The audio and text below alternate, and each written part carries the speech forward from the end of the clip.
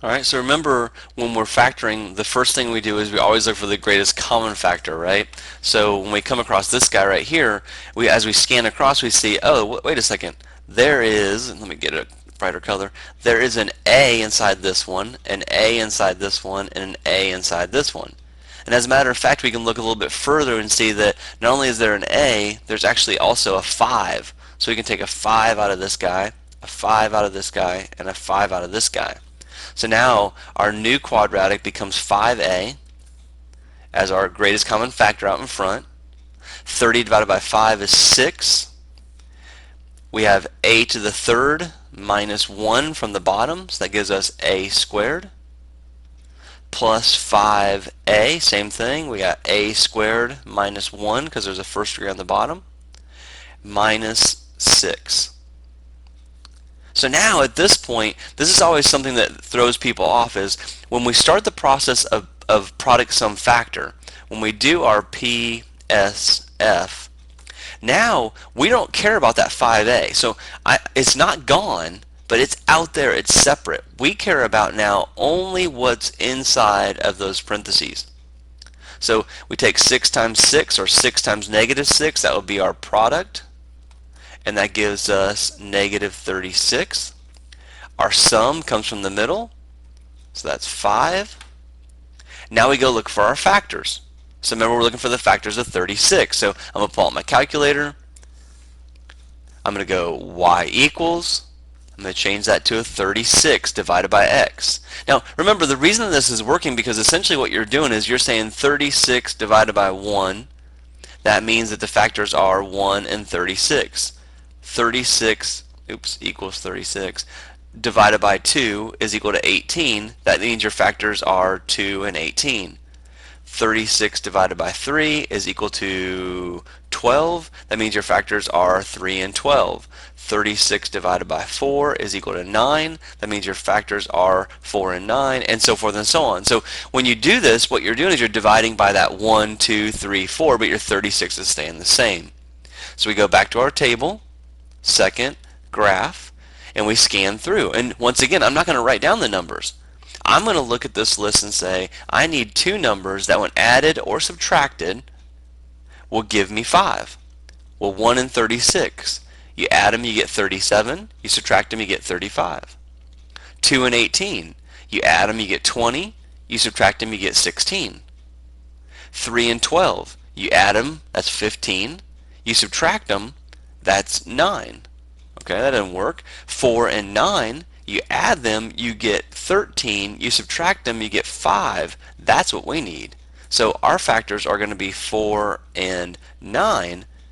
But notice I'm not going to add them this time, I'm going to subtract them. That means one of these will have to be positive and the other one will have to be negative. So at this point, this is essentially what's going on in your head. We know that if we did 4 plus 9, we get negative or positive 13. If we did negative 4 plus negative 9, we get negative 13. If we did negative 9 plus 4, we get negative 5. Or if we did negative 4 plus 9, we get positive 5. So that process is what you run through in your head. You don't actually plug that in your calculator. You go through in your head and you say, okay, which one will be negative, which one will be positive, how do my signs need to be to get that number, that sum? And so we found out that it has to be negative 4. We bring the factors over. So this becomes a minus 4, a plus 9. I bring down the 5a, but he's just chilling out in front. He's just there because I took him out and he has to be my final answer. I'm just bringing him down. Now is when I do bottoms up.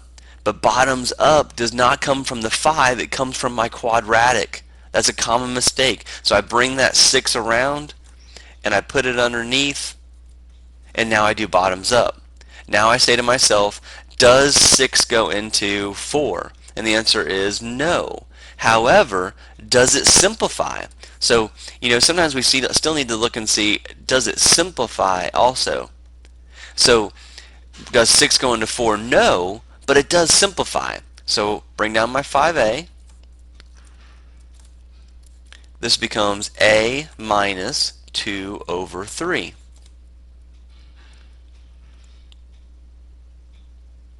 I had a little brain fart there for a second. I come to the next one.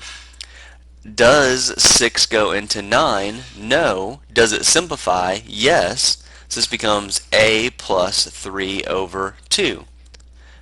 If you need to use your calculator to simplify, you can. So let's take a look at that real quickly. So something also on the calculator is obviously I can type in 4 divided by 6, and I can get the decimal, and then I can hit math,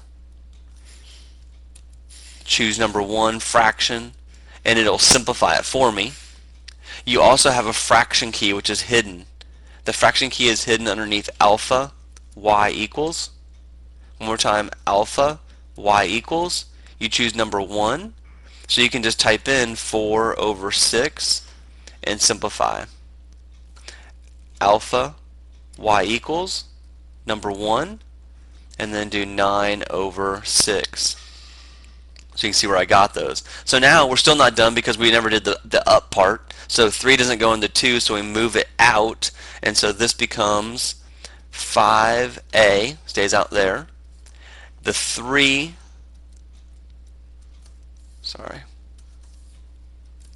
the 3 does not go in, so it moves out in front. So this becomes 3a minus 2. On the next one, the 2 does not go into the 3, so it moves out in front. So this one becomes 2a plus 3. So now, if we check this, if we FOIL this thing all together, we would get, on our first term, once we were all done, we would be at 30a cubed. Because we'd have 3 times 2 is 6, 6 times 5 is 30. And then you can see you'd have 1, 2, 3 a's. And then all the other stuff would also fall into place. There's my final answer. That's my factored version.